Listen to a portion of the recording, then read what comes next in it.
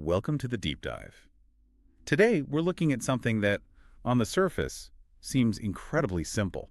Yeah, it's a stack of source material that just walks through a typical, really busy day. Right. From the moment the alarm clock goes off until you finally get to sleep. And that simplicity is exactly why we're doing this deep dive. Because while the sources focus on the sequence of events, the list of actions, We want to get underneath that. exactly, we're looking for the hidden value, the strategic architecture of it all.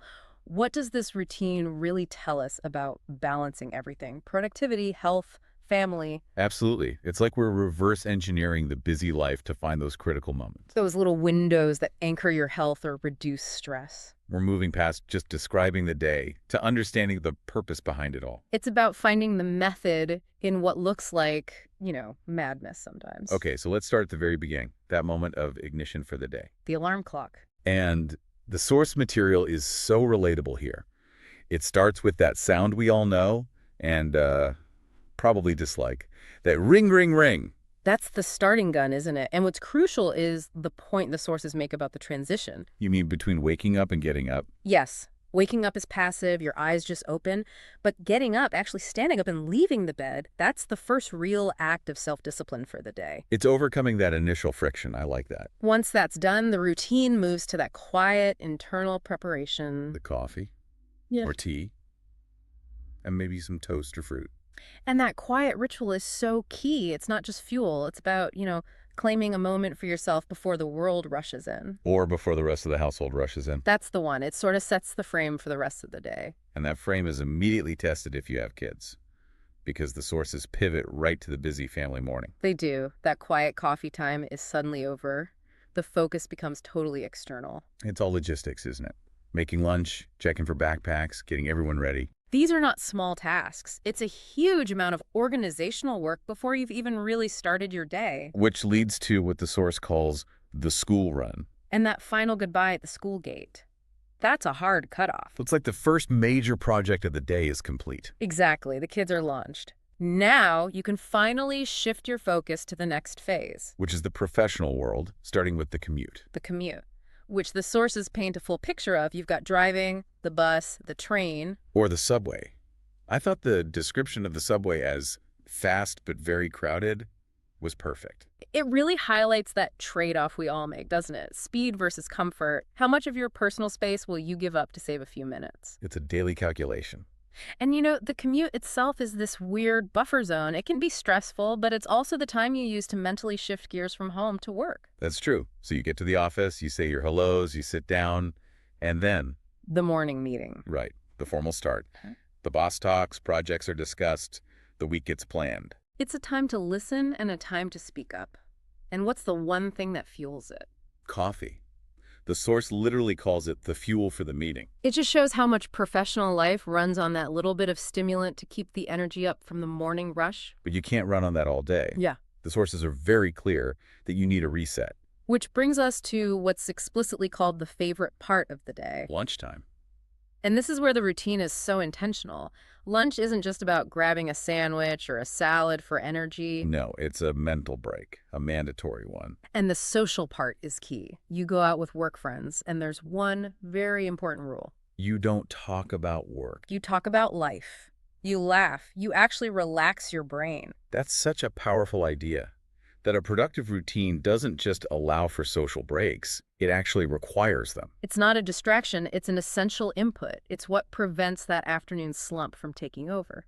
Speaking of the afternoon, this is where the routine pivots in a really surprising way. Yes.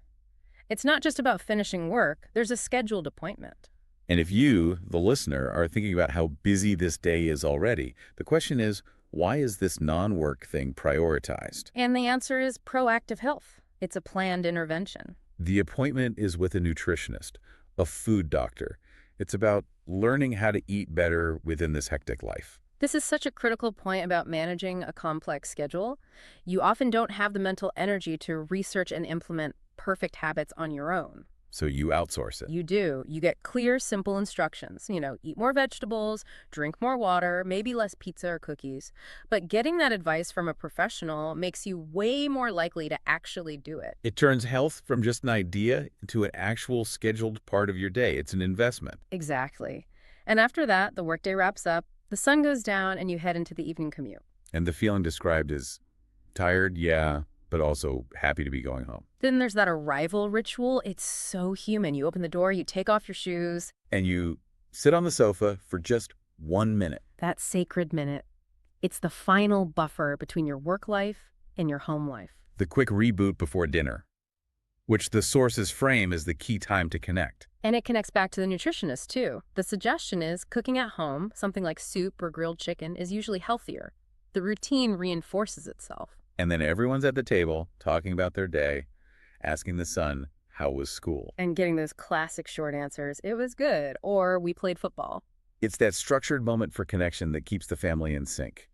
It's the emotional counterpoint to the morning meeting at work. Absolutely. So dinner is done, the kitchen is clean, and now it is really time to wind down. And the sources give us two very different paths for this. Option 1 is distraction. Watching a funny show or a movie on TV to, as it says, forget the stress of the day. And option 2 is intentional peace. Reading a book. It's described as quiet and something that makes you sleepy in a good way. So one is active distraction, the other is passive immersion. But here's the thing. There's one last step. And it's probably the most important insight in the entire routine. And it's the one we're most likely to skip when we're tired. Planning for the next day. It sounds like a chore, but the source is very practical. It only takes 5 minutes. You just make a small to-do list for tomorrow, Buy milk, call mom, finish that report. But it's what that 5-minute action does that's so interesting. It's not just a list. It's cognitive offloading. That's the key. You write it down so your brain doesn't have to worry about it anymore. Exactly. You clear your mind. The benefits are huge. You sleep better because your brain isn't running in circles. You're more organized. And you feel so much less stressed. That little bit of planning is maybe the single most powerful stress reducer in the entire day. It totally disarms the anxiety of tomorrow before it can even start. After that, it's just the final steps. Brush your teeth, pajamas, get into bed. And close your eyes knowing tomorrow is already handled. It's quite a journey when you lay it all out. From the alarm clock to the school run, the work meeting, lunch with friends, the nutritionist. The family dinner, and then that indispensable 5 minutes of planning. And the big takeaway from the source material is really about the power of action. The idea that if you can name your day with these verbs, wake up, drive, work, eat, cook, you've sort of defined your world. And that leads to a great challenge for you, the listener. Try narrating your own day, just in your head or out loud in the shower. It sounds silly, maybe, but it makes you so much more aware of what you're actually doing. It turns your routine from something that happens to you into something you actively practice. And stepping back from it all, there's that one simple observation in the source that really ties it together. Work is important, but happiness is important too. That balance is everything, isn't it? The routine works because it deliberately makes time for those social and health inputs. Lunch with friends, the nutritionist, dinner with family. They aren't luxuries. They're what make the whole thing sustainable. They're the shock absorbers for a busy life, preventing burnout. So we'll leave you with this to think about. In your own day, in your own demanding schedule, what is your most crucial anchor? What's that one single activity that keeps you in balance? Is it the quiet coffee in the morning? The laugh with a